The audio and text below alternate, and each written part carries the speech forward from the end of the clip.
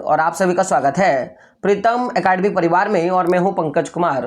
तो बात करेंगे कक्षा 12वीं के हिंदी कोर यानी कि जो आपका आर्ट्स वाला जो सेक्शन है ना, इसके हिंदी कोर का इंपॉर्टेंट प्रश्नों पे बात करेंगे। ऐसा आप सोच लो कि 2023 का जो प्रश्न पूछा गया था एग्जाम में ना, तो प्रीवियस ईयर का जो क्वेश्चन पेपर है उसी को हम लोग कर रहे हैं आज के इस वीडियो पे।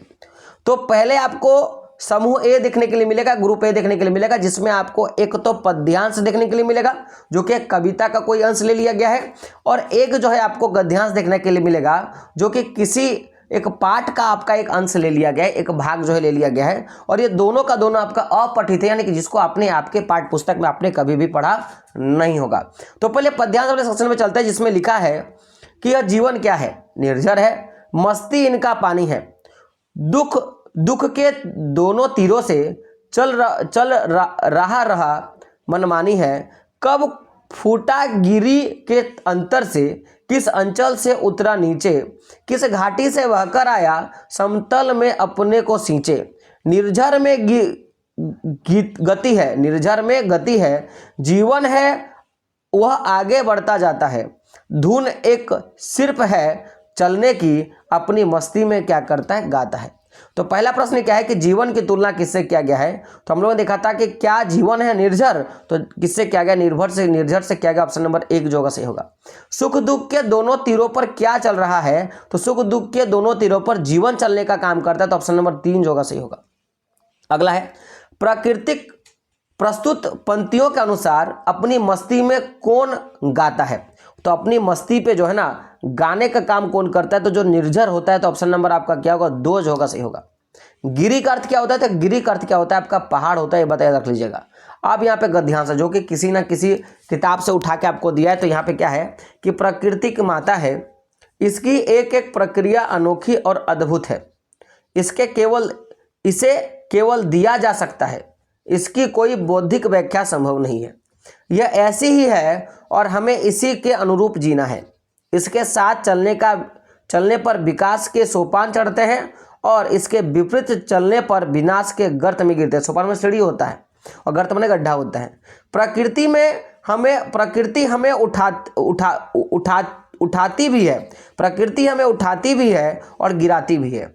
यह उठाती है जब हम इसके नियम विधान का अनुसरण करते हैं, और गिराती है जब हम इसके अनहित शोषण पर उतारू हो जाते हैं, यानी कि जब इसके बारे में खराब करते हैं, जैसे कि वर्तमान समय में हो रहा है तथा जिसके भीषण परिणाम से हम रूबरू हो रहे हैं।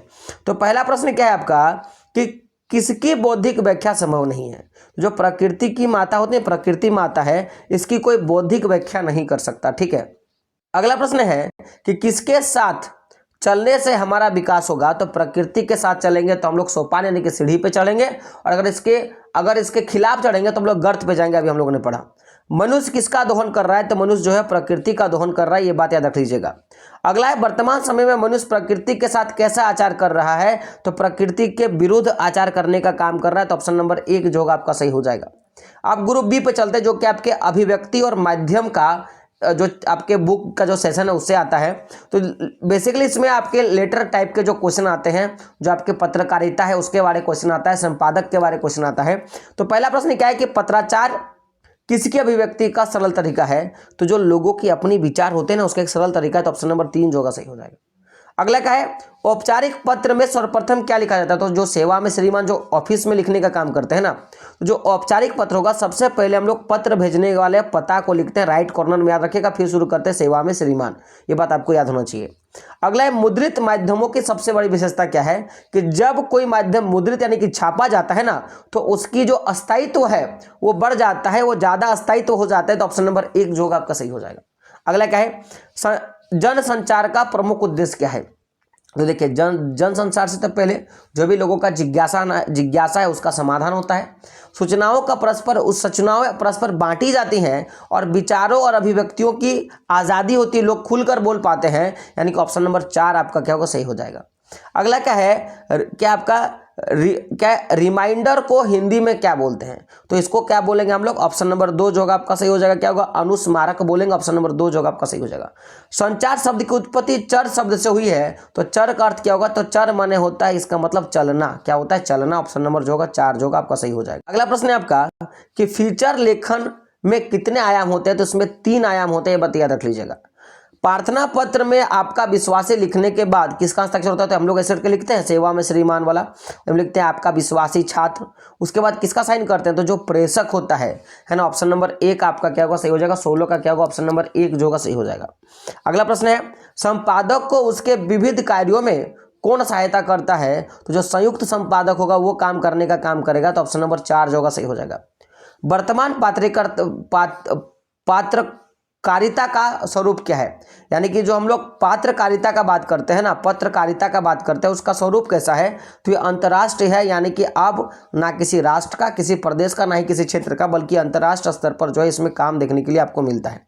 अब बात करते हैं ग्रुप सी में, जो आपके पढ़े हुए चीज़ों से आया है। तो पूछा है कि नभ में पांति बंधे बगुले के पंख, चुराए लिए जाते हुए मेरी आंखें, कजरारे बालों की छाई नभ छाया, तैरती सांझ की सचेत श्वेत काया, होले होले जाती मुझे बांध निज माया। तो देखो यहाँ पे बगुले के बारे में बात किया गया है ना, और जो सांझ होता है, जो शाम होता है, शाम के बारे में बात किया है। और ये भी बात कहा गया कि जो शाम है ना वो कैसा है? श्वेत है। काया मतलब श्वेत, का मतलब श्वेत जैसा दिख रहा है।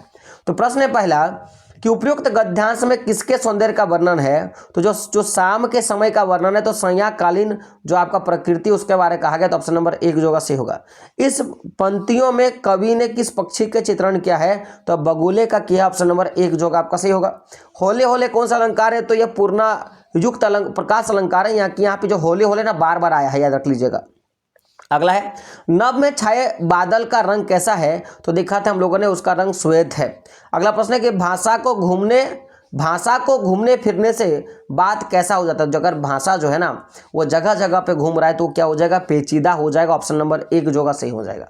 अगर भाषा अगर मेरे से निकला और आप तक गया तो कम, वो तो सीधा सीधा बात है। लेकिन अगर मेरे पास आया, फिर किसी और के पास गया, फिर किसी और के पास गया, फिर आपके पास गया, तो भाषा इससे क्या हो जाएगा? पेचीदा हो जाएगा। कमरे में बंद अपाहिज कविता में कौन किसका साक्षात्कार? देखिए साक्षात्कार मतलब क्या था? इंटरव्यू ले रहा है।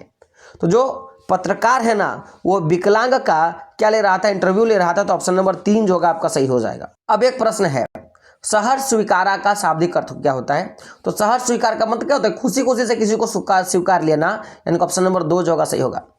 कवि कविता की तुलना किससे कर रहा है? तो कवि जो है वो कविता की तुलना चिड़ियों से कर रहा है, तो ऑप्शन नंबर 1 जो होगा सही होगा। अगला कि पतंग उड़ाने वाले बच्चे दिशाओं को किसके समान बजाते हैं? तो जो मृदंग है ना, मृदंग के समान बजाने का काम करते हैं, तो ऑप्शन नंबर 4 जो होगा आपका सही होगा। चलिए आगे बात करते हैं। तो यहाँ पे फिर से देखिए आपके पाठ्य पुस्तक से लिया गया, तो क्या कहा है कि जब उसका सामान कस्टम पर जांच के लिए बाहर निकाला जाने लगा तो उसे झिरझिरी सी आई और एकदम से उसने फैसला किया कि मोहब्बत का यह तोहफा चोरी से नहीं जाएगा, नमक कस्टम वालों को दिखाएगी वह। उसने जल्दी से पुड़िया निकाला और हैंडबैग में रख ली। उसमें उसका पैसा का पर्स और पासपोर्ट आदि थे। जब समाज कस्टम से होकर रेल की तरफ चला तो वह एक कस्टम ऑफिसर की ओर आगे बढ़ा। ये आपका पूरा एक गद्यांश है। तो ये जो पाठ है ना उसका लेखक कौन है? प्रश्न पूछा गया प्रस्तुत पाठ के लेखक कौन है? तो रजिया साजाद जो है आपका जाहिर जो इसका आंसर होगा, ऑप्शन नंबर 4 जो होगा सही होगा। अगला क्या है कि प्रस्तुत पाठ में किस देश के विभाजन के उपजे दर्द को अंकित किया गया है? तो भारत और पाकिस्तान के उपजे दर्द के बारे में बताया गया था कि जब भारत और पाकिस्तान विभाजन हुआ था तो क्या क्या दर्द था। अगला क्या है सफिया को झिरझिरी सी क्यों आई थी? क्योंकि देखो उसको पकड़े जाने का डर था कि अगर वो पकड़ा जाएगी तो क्या होगा। ऑप्शन नंबर 1 जो होगा सही होगा। क्या आपका मोहब्बत का तोहफा क्या था? तो मोहब्बत का तोहफा था नमक, वो नमक लेके जा रहा था। अगले का है भक्तिन किसकी बेटी थी? तो भक्तिन जो है ना वो गोपालक की बेटी थी, यानी कि जो गाय बैलों को पालने का काम करता था उसकी क्या थी? बेटी थी। बाजार में किसका जादू था? तो बाजार में अगर जादू का बात किया जाए तो याद रखिएगा रूपों का जादू था। वहां पे जो बहुत रूपों, जो अलग अलग जो रूप होते हैं उसका जादू था। चांद सिंह पहलवान के गुरु का क्या नाम था? ये जो चांद सिंह नामक पहलवान था उसका गुरु का नाम क्या था? तो बादल सिंह। ऑप्शन नंबर आपका क्या होगा? 2 होगा, आपका सही हो जाएगा। 34 का 2 होगा, सही होगा। अगला क्या है? चार्ली चैपलिन ने अपने फिल्मों में किन 2 रसों का वर्णन किया है? तो एक तो अपने करुणा रस का और अपने हास्य रस, यानी कि आप उसको देखोगे तो भावुक हो जाओगे और खुश हो जाओगे, इसके बारे में दिया है। तो ऑप्शन नंबर आपका 4 होगा, सही होगा। अगला प्रश्न है कि काले मेघा पानी दे में लड़की की टोली अपने आप को क्या कहकर बुलाती है? तो अपने आप को इंद्रसेना कहकर बुलाती है। अगला क्या है? आपका सिल्वर बेल्डिंग के यशोधर पंत किस पद पर थे? तो हम लोग ने जाना था कि क्या था आपका क्या होगा? सेक्शन ऑफिसर था। तो ऑप्शन नंबर 1 जो होगा आपका सही होगा। जूझ शीर्षक कहानी का लेखक किससे डरता था? एक आपका कहानी है जिसका नाम है जूझ, तो उस कहानी का जो लेखक वो किससे डरने का काम करता था? तो रखिएगा वो अपने पिताजी से डरता था। ऑप्शन नंबर 2 जो होगा सही होगा। मोहनजोदाड़ो हड़प्पा से प्राप्त हुई नर्तकी की मूर्ति किस राष्ट्र संग्रहालय में रखा गया है? तो दिल्ली का जो राष्ट्र संग्रहालय वहां पर रखा गया। तो ऑप्शन नंबर 3 जो होगा सही होगा। और अंतिम प्रश्न क्या है कि डायरी के पन्ने की लेखिका एन फ्रैंक ने किससे संबोधित कर डायरी लिखा था? तो जो अपनी गुड़िया है ना, अपनी गुड़िया को संबोधित करके अपने डायरी लिखने का काम किया था। तो ऑप्शन नंबर 4 जो होगा आपका सही होगा। तो इस तरह से जो भी इंपॉर्टेंट प्रश्न है या जो पूछे जा सकते हैं या जो प्रीवियस ईयर में पूछे गए उनका हम लोगों ने क्वेश्चन कर लिया, टाइप्स ऑफ क्वेश्चन भी देख लिया। आशा करता हूं कि वीडियो आपको पसंद आया है। पसंद आया तो चैनल को सब्सक्राइब कर लीजिएगा और वीडियो को क्या कीजिएगा अपने दोस्तों तक शेयर जरूर कीजिएगा। मिलते हैं दोस्तों अगले वीडियो में, तब तक के लिए जय हिंद, जय भारत और आपका दिन शुभ हो।